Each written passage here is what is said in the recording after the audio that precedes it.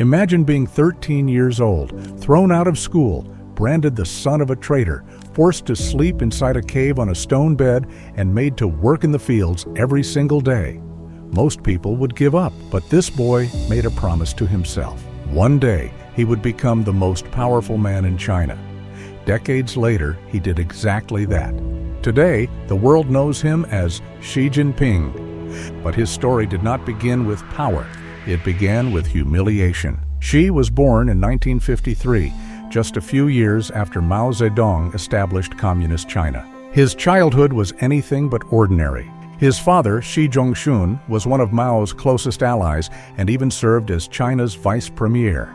The family lived among the country's most powerful leaders in Beijing.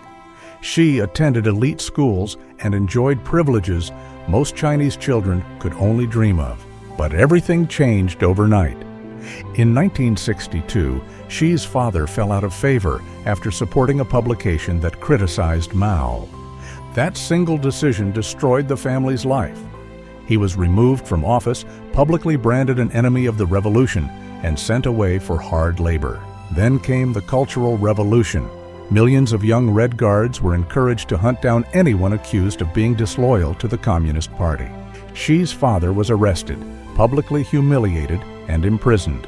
Their home was destroyed. His mother was sent to a labor camp. One of his sisters died during the chaos. And Xi himself became known by one label: the Traitor Son. At just 15 years old, he was sent to a remote village as part of Mao's Down to the Countryside campaign. His new home was a small cave carved into a hillside. His bed was nothing more than a slab of stone. Every morning he worked in the fields. Every day he faced suspicion and humiliation from villagers who had been told never to trust him. At one point, Xi even tried to escape. He was caught and sent back. Most people would have broken under that kind of pressure. Instead, Xi changed. He realized something that would shape the rest of his life. In his eyes, innocence did not protect you. Loyalty did not protect you. Only power did. If you could not change the system, you had to become the system. That belief would define every major decision he'd made over the next 50 years. But first, he had to do something almost impossible. He had to convince the very Communist Party that destroyed his family to accept him as one of its own.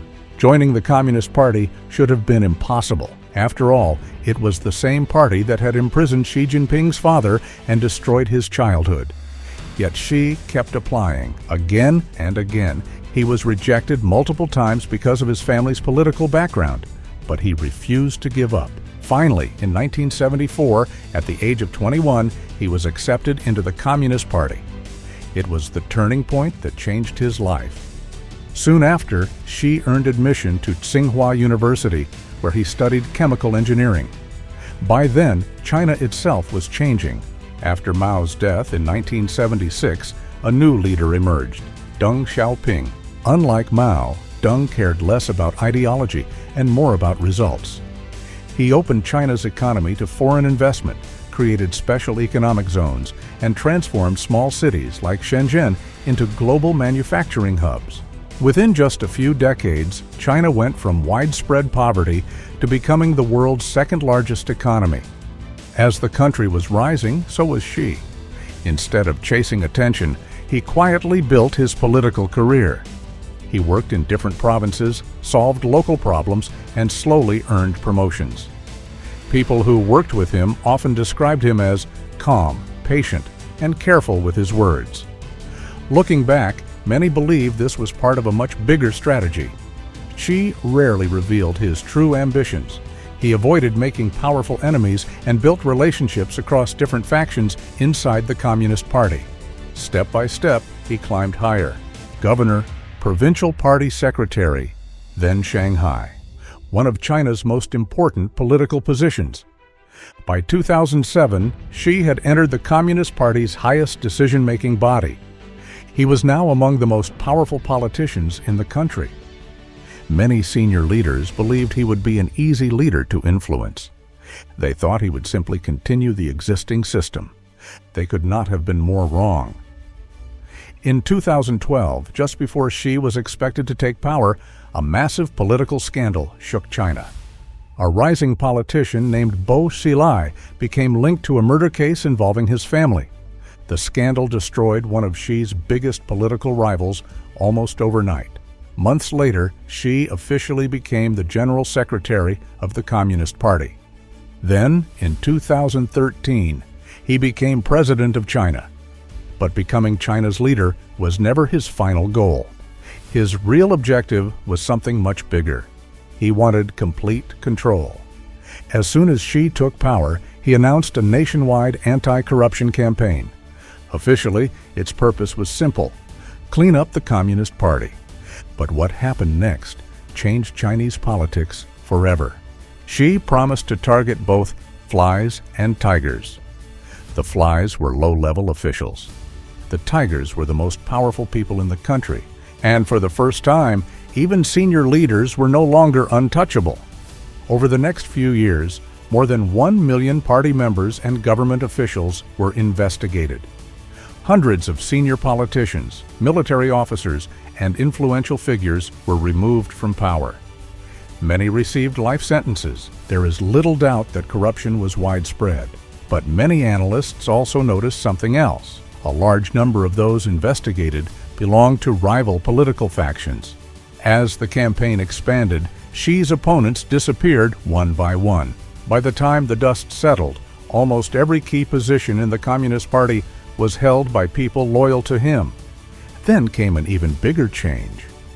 In 2018, China removed the presidential two-term limit. For decades, Chinese leaders had stepped down after 10 years to prevent another leader from holding unlimited power. Xi ended that tradition. He could now remain China's leader indefinitely. Many observers compared the move to Mao Zedong, but Xi had gone even further.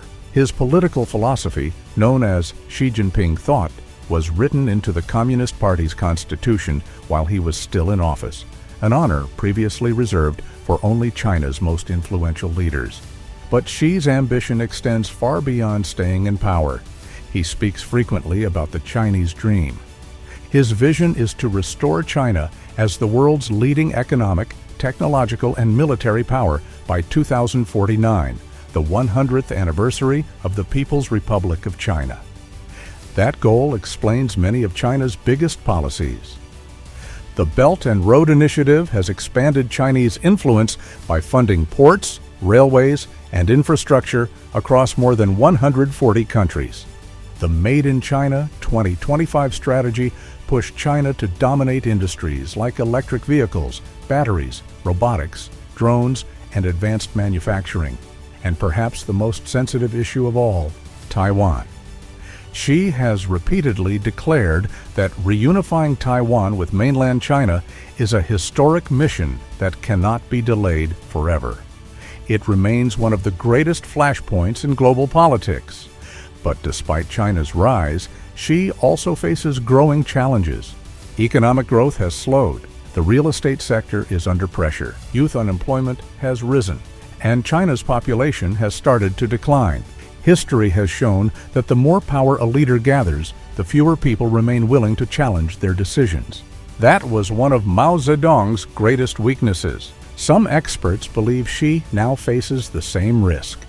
Whether history remembers him as the man who fulfilled China's greatest dream, or the leader whose ambitions pushed the country too far, is a story that has not been written yet.